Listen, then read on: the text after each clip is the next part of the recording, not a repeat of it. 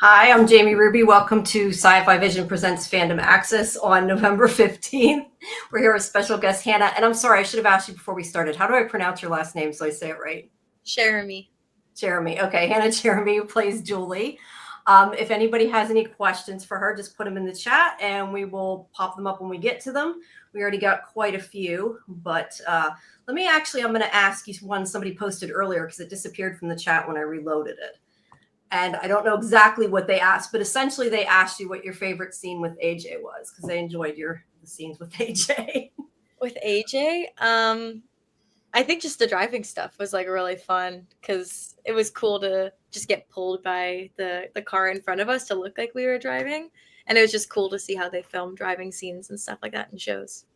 Okay, that's cool. I just want to make sure I got that one before I forgot. So let me ask you my question. How long did you know about throwing the rope and how surprised were you? Because I know I wanted to know that. So I did not know. I found out when I got the script. So just reading it, I was like, oh my God, it was me. Like I had no clue that was coming. Yeah, it was kind of a big thing. Go ahead, Karen. Oh yeah, that was a huge moment. That's really been one of the things the fans are really talking about. Yeah. I love Julie as a character. Sometimes I get frustrated with her sometimes with her decision making lately, but then I always try to remind myself she's a teenager, really, right? Julie, I think, is supposed to be about 17. Yeah, I think like 16 is the age of Julie. Yeah. So I like her decision making when she decides to bring her little brother to the creepy ruined temple there. I get it. It was such a great scene between the two of you. Could you maybe tell us a little bit about shooting that? And God, I have so many questions about it because I feel like you had that Julie has that seizure on the ground that you had to play, and a lot of screaming in this episode. Can you talk about that scene a little bit? I can never escape the screaming. Every season, I'm just screaming now. Like that's my new niche on this show. But yeah, I was so mad at Julie for bringing Ethan there, but I don't think it was malicious. I don't think she was trying to get Ethan hurt at all, obviously. I think that she was just like, okay, who can I talk to about this? Mom and dad are not here. They're like checked out of us right now in this family. So I got to talk to Ethan because this reminds me of all those things that he's always talking about from his storybooks. So I don't think that she even thought that it was bad. I think that she was just like, she brought him here to be like, do you feel what I'm feeling? And then he's like, what's happening? And she's like, okay, shoot, this is just me then. Like, I feel like I'm going crazy. So I don't think that she thought that it was going to be like a portal that was going to take her to somewhere else. So yeah, I don't think there's anything malicious behind that, but filming it was fun. Really cold, obviously. It's Halifax in I think it was maybe March there, really cold. I was sick filming all of episodes 7 and 8, so didn't help. Yeah.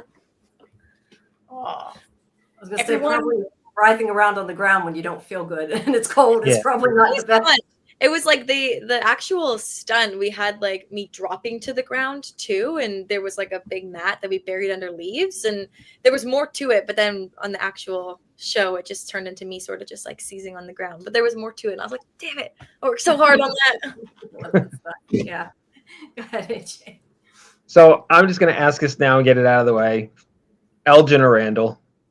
Which one? Which one for Julie? Oh God.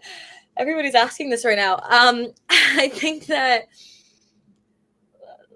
it's a weird position that I'm in as an adult myself to ship Julie and Randall because she's 16 and he is how we feel.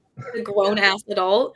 So every time people are like, "Oh, this is my favorite couple," I'm like, "Couple? Oh my God, guys, please, that is illegal." But I guess then Elgin, but I don't really see, I don't know. I think I just see friendships in both of them. Maybe she's like a little crush on either one of them, maybe both of them. Who knows? She's just trying to find belonging. So I think that's where that's coming from. But yeah, when the thought of Randall, also like Julie liking Randall is one thing because it's like, teenage girl with a crush on the older boy, but the other way around is like, that's a that's kind of how we feel. All right, it's all right. That's settled now. we had him on the show to you as in Hannah too. I think it makes a difference. AJ was on the show with us about 2 weeks ago, and he said the same thing. He was like, Yeah. "What? She's a child." Yeah. I know, that's how we felt when we kept reading the scripts. We kept like talking to each other, being like, what is happening here? Like, what are we doing? What, like, how are we playing this together? Because we're very confused because the scripts wouldn't say like she flirted, like nothing about that, but we just got this vibe where we were like, what's happening here? Yeah. Let me ask you this about Elgin. Obviously, she's friends with him, regardless of anything.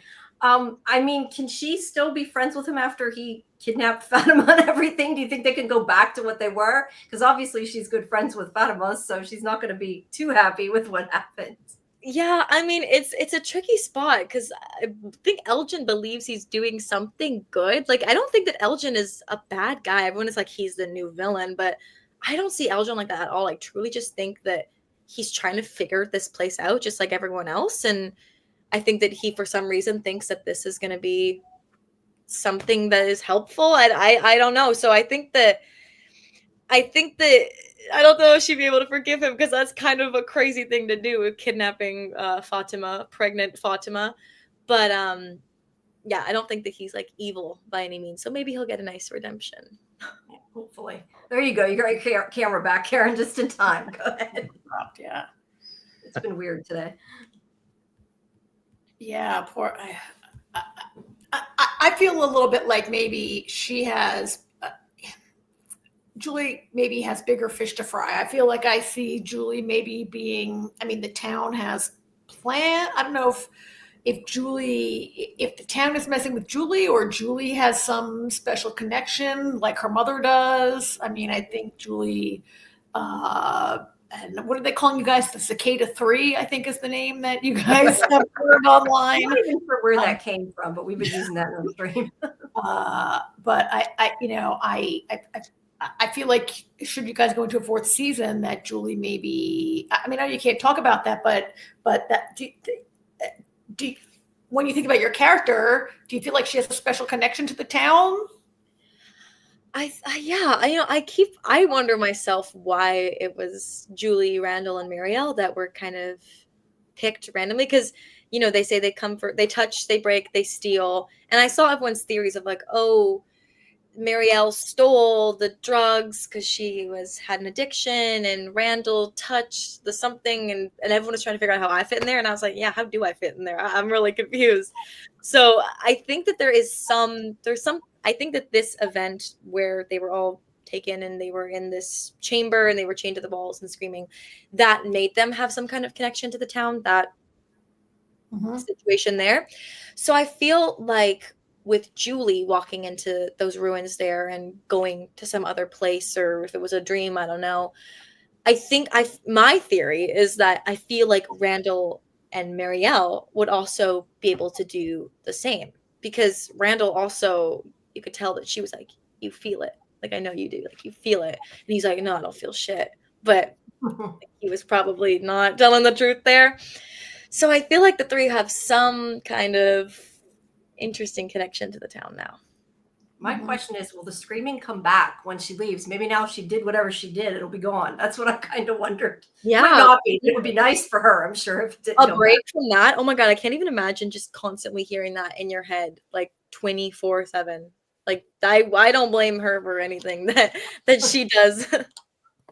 I really appreciated the fact that Julie and Randall started talking about it, you know, saying, hey, I'm having screaming in my head. What are you getting, you know? And I think it's interesting that his thing is still the cicadas. You hear the screaming in your head. We don't know what, at least I don't know what Marielle hears, and you know what's going on with her yet. Yeah. But I'm glad that, you know, the teenager out of all these people in this town said, hey, maybe I should talk to somebody that I have something in common with and see if they're going through it too, you know, because nobody in this town talks. Yeah, other than Jade. Jade will tell people he sees things, but that's about it. Julie's so hit or miss. It's either she's blabbing or she's completely stoic, like, I can't speak about this to anyone. So you never know what you're going to get with Julie. I have a question from the chat here. Let me bring it up because I think this is a good one. When Martin tells Julie the ruins are not safe and she starts to leave, she turns back around. Martin's gone. What do you think she wanted to say to him if she had had a chance, more that she would have asked him? I think that's a good question. I feel like, well, because he just told her, like, it's not safe, you have to leave, right? I feel like she's probably just gonna ask him, like, who, like, another time of, like, who was down there, what just happened, or, like, where am I going? Like, I'm leaving, but what's out that door? I don't know where I'm going to. Just sort of clarification on what is actually happening, or, like, why isn't it safe? Like, just some kind of answer.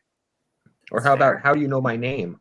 Yeah, that that was I think creepy. she should have looked down the well. I'm like, look down the well, see it's Boyd. Yeah. All right, let's see. Arrow says, Hannah, do you feel your character will gain some independence in the upcoming seasons? Still pretty hard to deal with being saddled with babysitting duties on an ongoing basis. Yes. Yeah, I think that Julie already does have a lot of independence. Like season 3, I think she's definitely gained more. I think season 1, when she chose Colony House, that was kind of forcing independence that maybe she wasn't ready for. Well, we know she wasn't ready for. But I think that upcoming, yes, I think that there will be some change in the dynamic of the family, because I feel like they gotta at some point understand, like, guys, please, Julie cannot take care of Ethan all the time. And since she already gave Jim shit about that, I feel like he'll probably start to finally lock it down and, like, stop forcing her to look after Ethan. We hope. Okay, now this question I know you've probably gotten a million times because I keep seeing people talking about it. Did she know the creature from I think it was the first episode, but said, don't you remember me? Do you think she knew? I know you can't tell us for sure one way or another, but do you think that she knew him, or it was just... I don't know.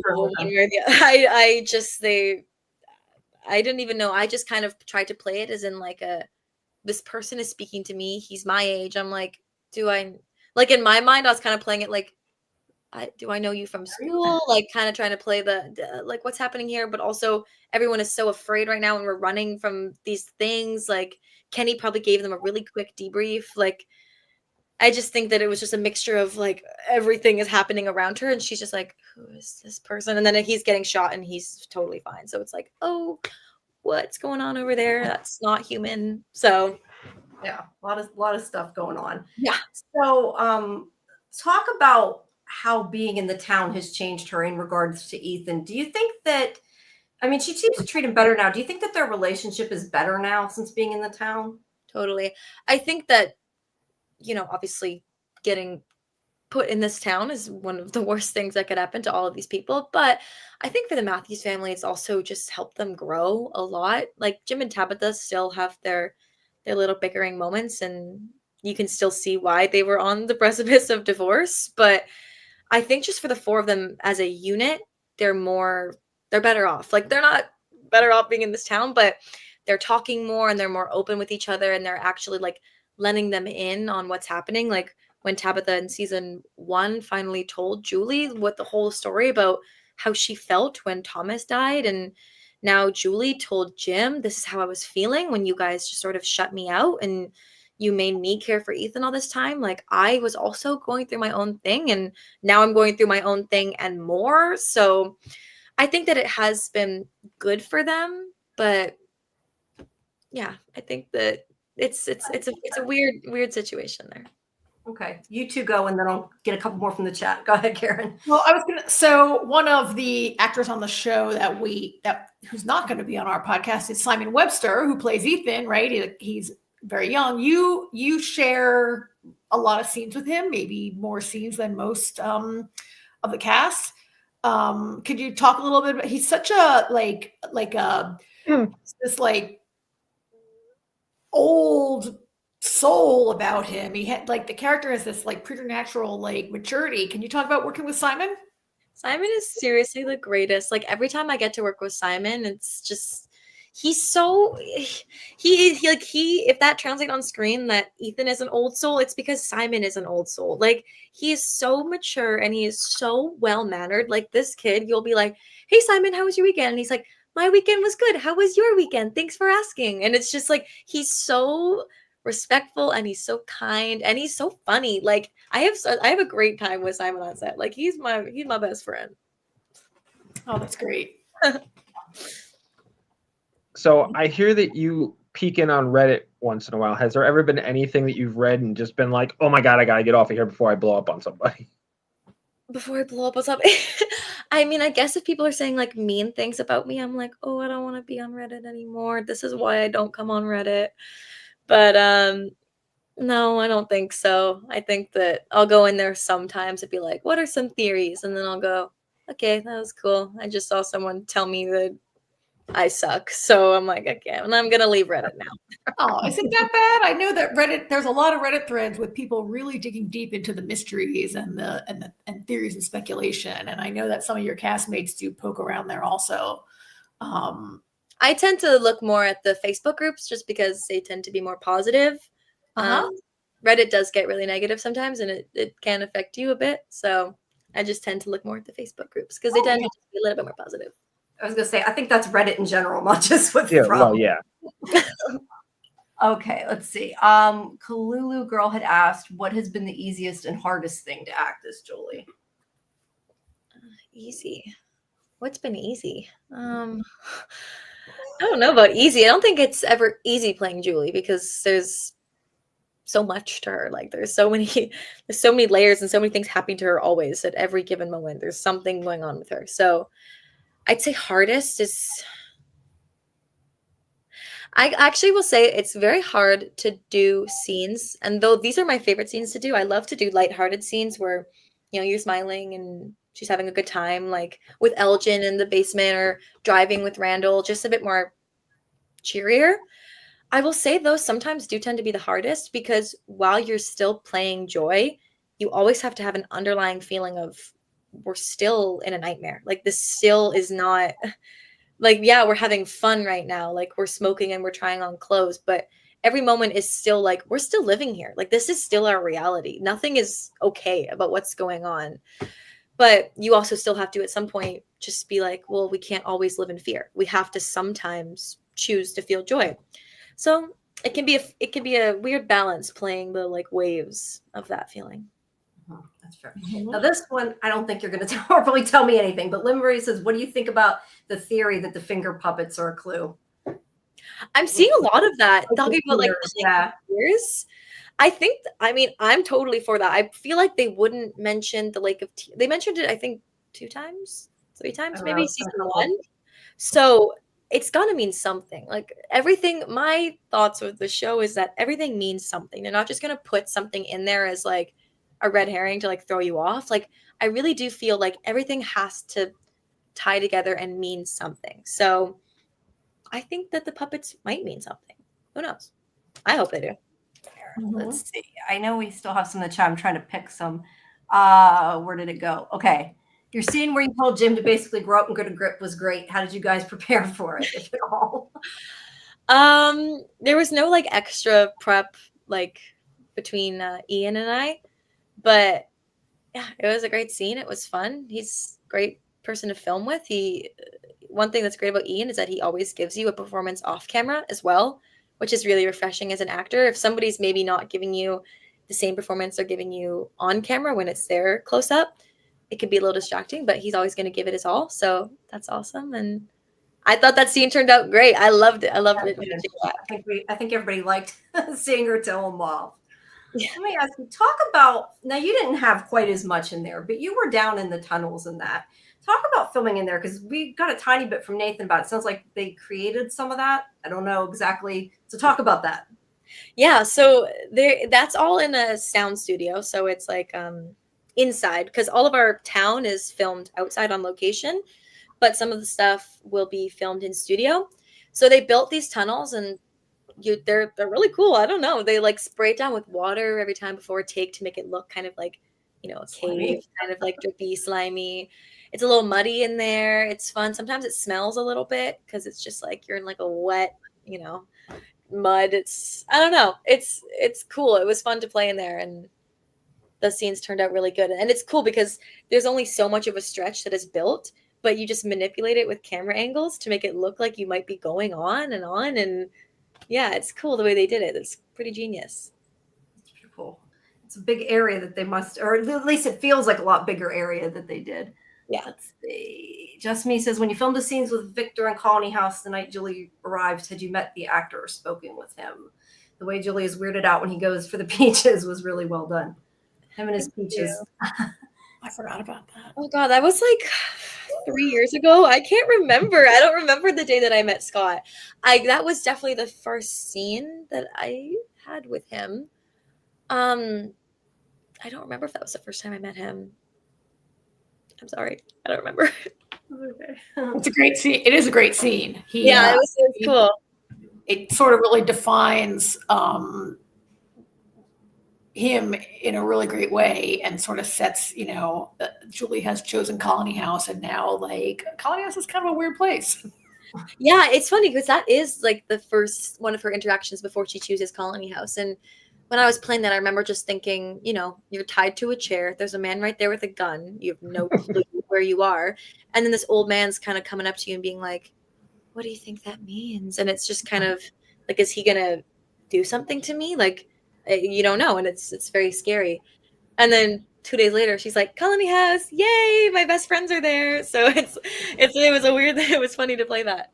Still better than living with Jim and Tabitha. Yeah, she's like, oh, they fight too much. I'd rather go live with the old guy. Can't live with Jim and Tabitha. They're never home. That's true. That's true. Hey, did you have something? Yeah. What are any theories that you could talk about that doesn't give away the next 2 episodes that you yourself have had about the town, or what you think? Have you had any theories that you've had that have been debunked because of answers that the show's given? Oh. Debunked. Well, actually, I have one. I have one, but I can't say it because it's from episode 9. So I can't say anything. But I did have a theory and then a big answer happens in episode, is it 9 or 10? I think it's 9 and 10. I forget which one it's in, but it's in one of those two, and it's like a big thing. So I actually can't say what it is. But I did have a theory, and then it did get proven wrong because of episode 9 and 10. That's fair. So let me ask you, what's something that you've wanted to know really bad? Like whether it was told and you got an answer or not, what's something that, like, as the show's going on, you really wanted to find out? I wanted to know who threw the rope. That was like one of the most ones, because all these people were saying like, oh, also was saying like Martin did it with his butt cheeks and he just threw the rope over. Like people were going so far into it, but yeah, that was like a huge answer, and like people would DM me just being like, who threw the rope, and I'd be like, I'm sorry, I don't know. So it was cool to finally be like, I threw the rope, which is awesome. But there's a bunch of questions I think that I still want to know. What's another good one? Yeah, maybe the Lake of Tears. What is that? The Brundles. That's a big one. What is the Brundles? Because Elgin, when he first got there, he said, like, I think he said something like, oh, I have a bad feeling about this place or something, and I want to know what that was. I feel my theory is that I'm just thinking of this right now, is that something to do with like the monsters come from the Brundles. Like maybe there's like they come from the water as well, that maybe that's where they kind of like birth or something. Like it has something to do with the monsters, and there's something that is bad in the water. That's my theory that I just came up with right now. Okay. Well, we'll find out if you're right. Maybe they'll be completely right, and then you'll be like, why did I say that, right? They want to know your thoughts on Elgin after the latest episode, because their jaw was on the floor after the credits. I assume they mean when he grabbed Fatima and pulled her into the root cellar. I mean, that's very crazy reading that in the script. Peggy and I we were roommates when we were filming this season, so we'd read all the scripts together, and that was a big moment because it was like, oh my god, I threw the rope, and then she was like, oh my god, I'm getting kidnapped. So it was just back and forth, like insanity was happening to both of us. So I was very shook when I found out that Elgin was going to that extreme. But yeah, we go into that further in the next episode. So I'm excited for everyone to see that. Very cool. I'm seeing some of these are comments. Go ahead, Karen. I'm just looking through. That's interesting. In season 1, Fatima kind of took Julie under her wing when she first came to Colony House. We haven't, they haven't been as close lately, but you made me think I'll be interested to see how Julie reacts when Fatima goes missing. Fatima has gone missing now, right? Yeah. And how would Julie feel to learn that Fatima killed Tilly? Yeah. Gonna get out. Fatima is getting a lot of hate for this killing Tilly thing, which granted is wrong. I don't support murder, but I really am like, that wasn't Fatima. That wasn't Fatima who did that. That was the thing that is like literally evil. Like there's something just not right. And you can tell that it's making her act out, and it's making her act evil, I guess you could say. By killing someone is pretty evil. So I just feel bad for Fatima. I really, really, really feel for her this season, because now people are like, oh, she's doing all this, blah, blah, blah, blah. And I'm like, y'all don't understand. Like, it's not her. There's got to be something wrong. That's not the Fatima I know. So in that case, could Julie cut Sarah some slack for trying to kill Ethan? Oh, that's a great question. Ooh. I mean, she kind of did, I feel like, in the beginning, like just kind of going up to her at all, and when she spoke to her there on the porch step, just sort of saying like, I don't want to end up like you. And by that she was meaning like, as isolated as Sarah is, like she doesn't want this place to get to her in the way it did to Sarah, because now look at Sarah, she's just alone all the time and everyone's afraid of her. And then when Tilly dies, everyone immediately finger points to Sarah. So it's just like, that's a situation that nobody wants to be in. So I don't know if she forgives Sarah, because Sarah would have gone through with it. So, and then her brother would be dead. But I think she can kind of understand what it feels like to have this place inside your head. And she can sort of sympathize, like, I understand why you did what you did, but I'm still weary about you. I also see someone here that say, I want to know who dragged Sarah in Boyd's tent. That is another big question that I have. I want to know what that force was. I was going to say, now I don't even know where that one went. Oh, I saw that comment too. That's like Yes. from so long ago, and it just hasn't been picked up in a long time. Yeah. Well, you answered it. This one, I know you can't really talk about this, but we were having a discussion about, I mean, do you think, and again, I know you can't give total answers, but is it true time travel? Is it something else? Because they're saying, I think you sort of already said you thought that Randall and Marielle would maybe be able to have the same, whatever happened to her. I think you said that earlier. So, but do you think it was time travel, or do you think it was something, I don't know. I don't know. My question isn't all the way formed, but I don't know about time travel, because honestly, time travel, every time there's time travel in like movies and TV shows that I watch, I just instantly, my brain shuts off and I have no clue what's going on. So I don't know if I can say if it's time travel, because I don't know. I don't really know what just happened there. I don't think Julie knows what's happening there. So I don't know what's happening there. But yeah, I can't really speak on that because I have no clue. But you think whatever it is, that those two maybe could have done it too?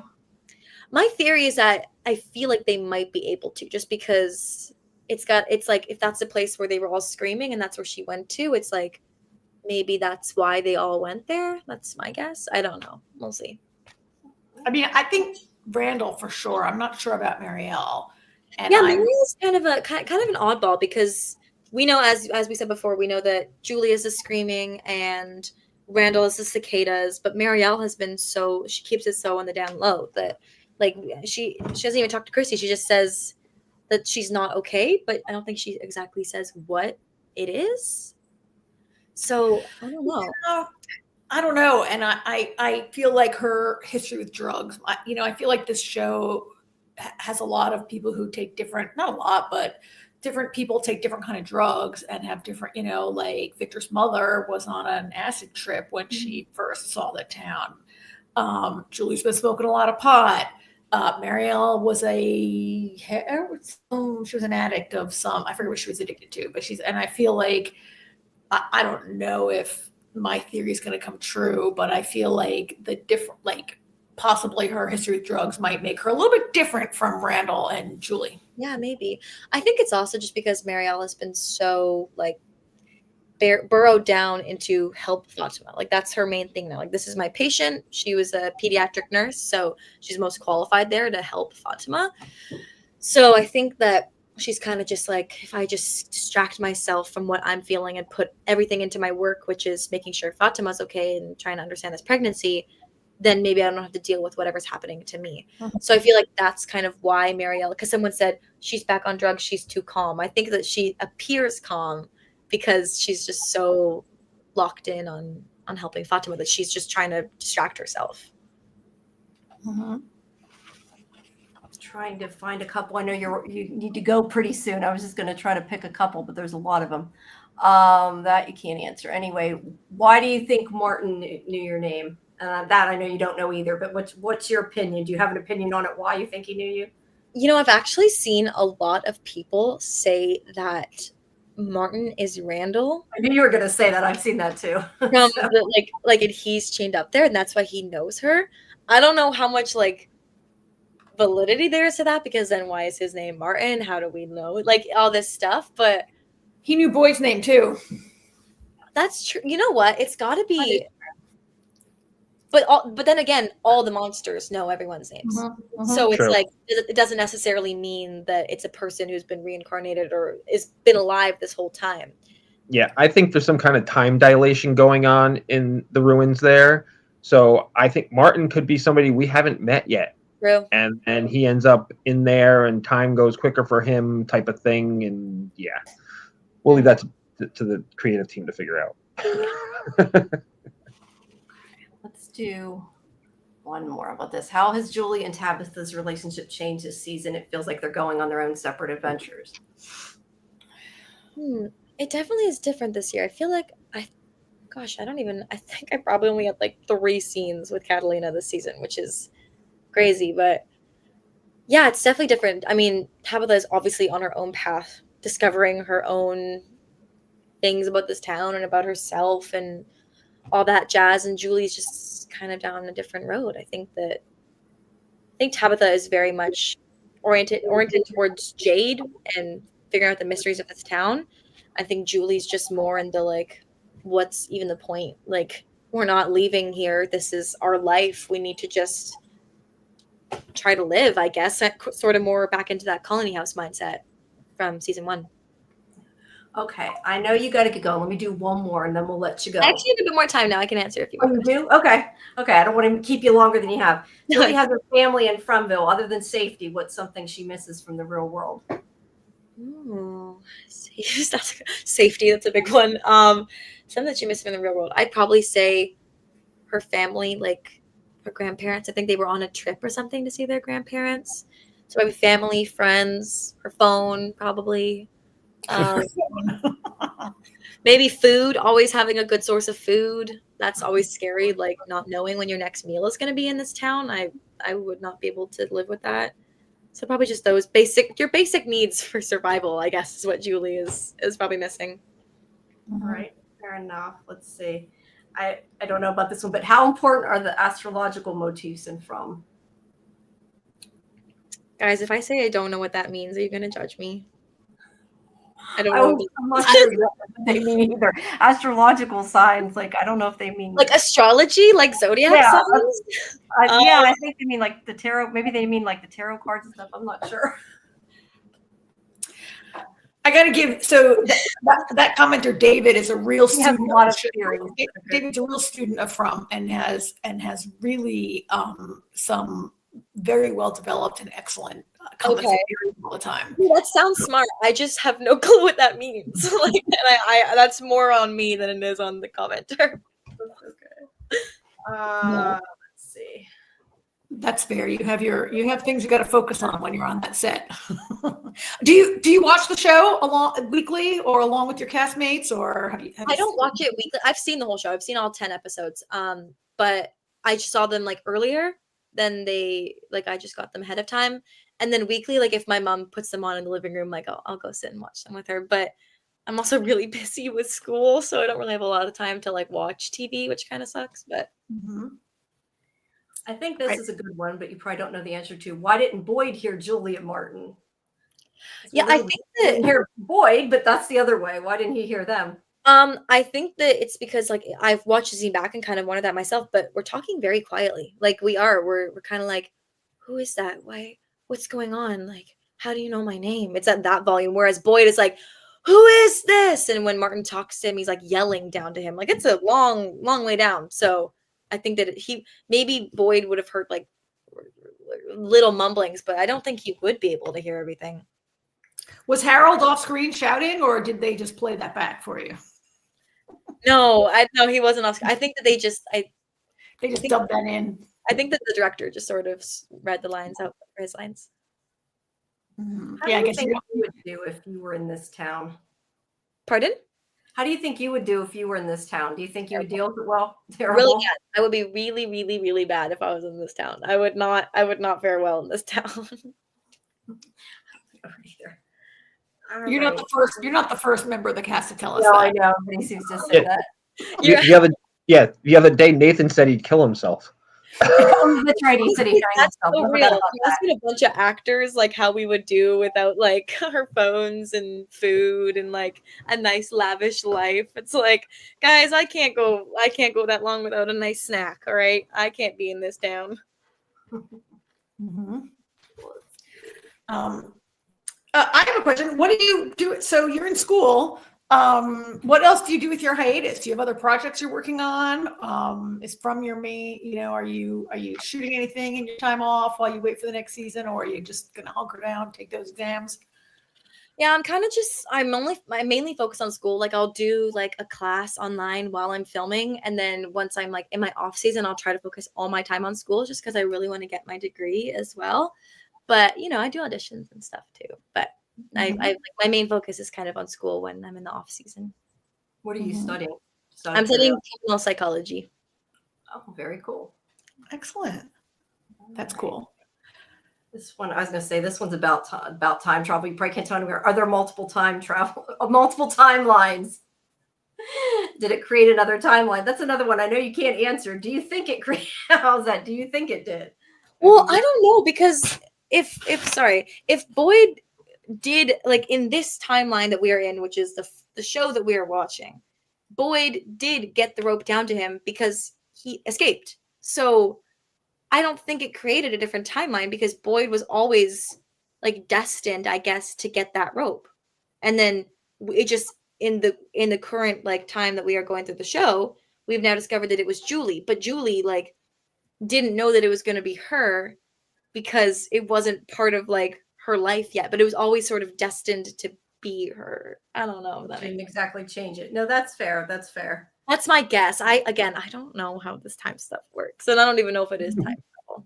Okay, let me put up Julie. This is a comment, but Julie says, Hannah, you slayed your scene in episode 8 in the dungeon in the cave, then being pulled out. So good. You're great playing terrified scenes. Thank you. That's so nice. Julie's the one who does the crazy deep dives with me. Oh, I was embarrassing myself earlier telling Pega that we talked for 6 hours on it the other night. She does longer than I do, though. I don't know how she does it. really? That's awesome. Yeah. I love people that are like so invested in the show. And like when if I do go into the Reddits and I see those like super, super long like theories, I'm always just like, this is crazy. Like these people are so smart. Like, I cannot wrap my head around. I just saw on I think it was on the Facebook today that in the like clinic, there's an alphabet on the wall, and the only letters that have been taken off spells out Victor.